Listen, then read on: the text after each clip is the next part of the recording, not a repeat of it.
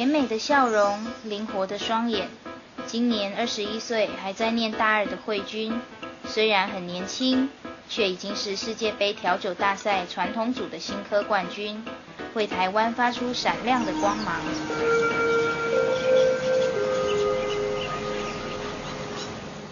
我接触调酒的时候，其实是高1的时候，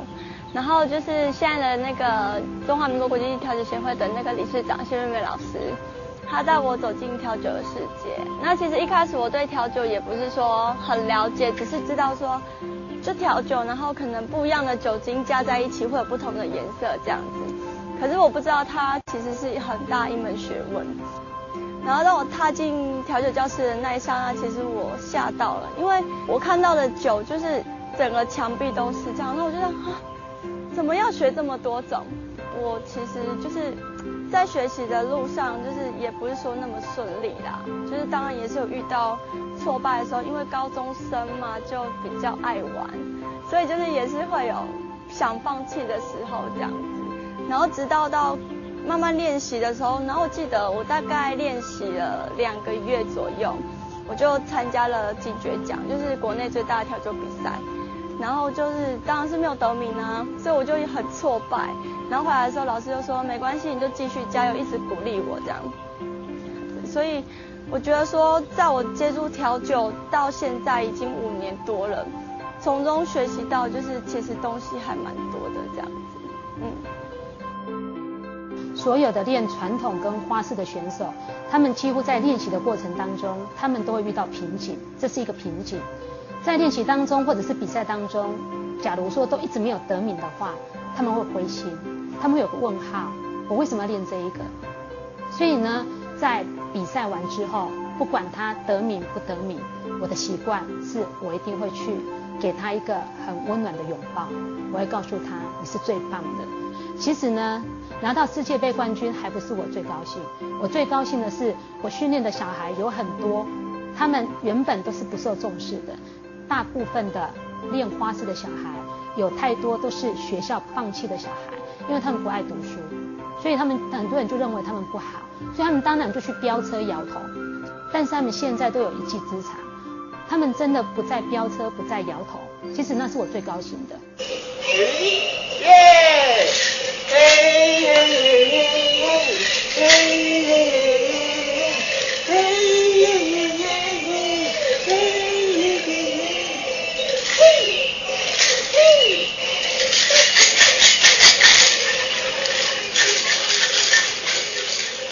我为什么会有这样的大爱？其实也真的受到一个人的影响，那个就是谢长廷先生。因为在他当高雄市长的时候，他曾经跟我讲一句话说，假如我们有聚会的时候，要我跟他说他要来。我那时候的心想就是说，你一个市长，你一位市长，你怎么有可能会来啊？我们对你一点帮助都没有，真的是我们协会那么小，然后都是小朋友，对你一点帮助都没有，你怎么会要来啊？我那时候是这样想。然后结果他又跟我讲了第2次，我又跟他讲，我就想随便讲一讲。然后到第3次，他又跟我讲了1次，我发现到这位市长跟我所想的市长是不一样的。他真的是在有心在关怀我们这群小朋友。我自己感受到，我们这群小朋友，你知道吗？他的名字还可以念得出来。谢市长在当市长的时候，甚至他现在当院长，或者他现在这么忙的时候，他看到他的名字都还叫得出来，这是让我很感动的地方。那个时候其实我一度想要放弃的时候，我告诉自己，这一位市长跟我们一点关系都没有的人，他都可以去关怀这群小朋友，更何况是我深陷其中的人呢？我怎么可以说我要放弃呢？那今天假如放弃的话，那这群小朋友怎么办呢？他们就没有舞台了。所以会一直坚持下去，其实有这一段小故事。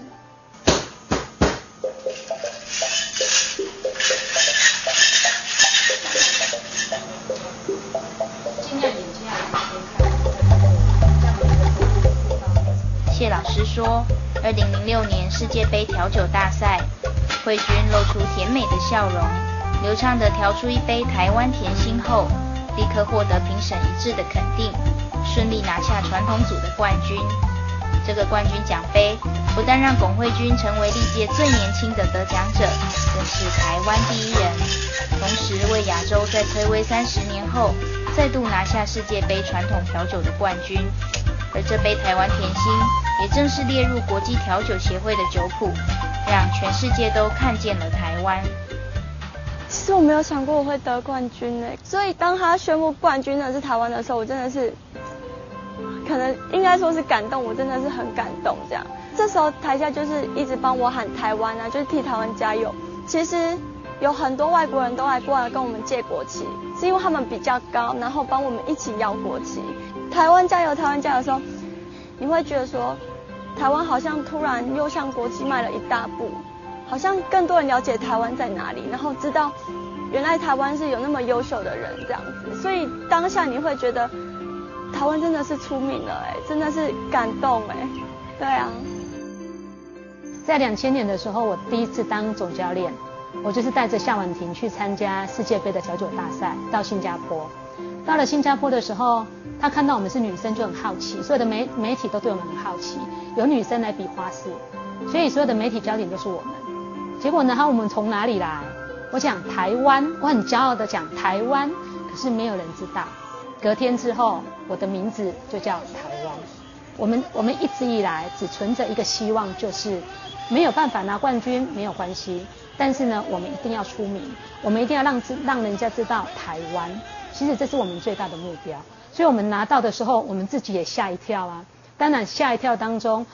在那里当下只有感动2个字。所有的亚洲区的国家，不是只有台湾，所有的亚洲区，香港、日本、新加坡，他们的感受跟我们是一样的，大家都痛哭流泪。为什么痛哭？因为呢，亚洲能够拿到这样的一个奖项，所以我们在那边喊加油的时候，一直喊台湾台湾。还有其他的国家也在帮我们加油，也帮我们拿着国旗在那边加油。那还有其他的选手，我们讲台湾，结果他讲台2、台3，他们不知道怎么叫台湾。所以2000年呢，第一次出去的时候就发现到，台湾呢，真的很多人不知道。可是今天假如说你肯努力的话，你有实力的话，外国人会肯定你。所以我们在2004年的时候，在拉斯维加斯，在我们的前会长极力的争取之下，当然呢，有一个很重要的人物就是谢长廷先生，他的支持，所以呢，我们呢就在那一年争取到世界杯。那为什么我们要去争取世界杯？就是最主要，我们希望我们能够呢把台湾的技术带出去，也能够把国际呢带进来，这是我们的目标。所以我希望在11月的22到27呢，我希望全国的人民能够跟我们一起来共襄盛举一个这样的世界杯。然后呢，也希望呢大家所呈现出来的，我们现在真的是要走出去，能够让大家看到台湾真的是很棒的。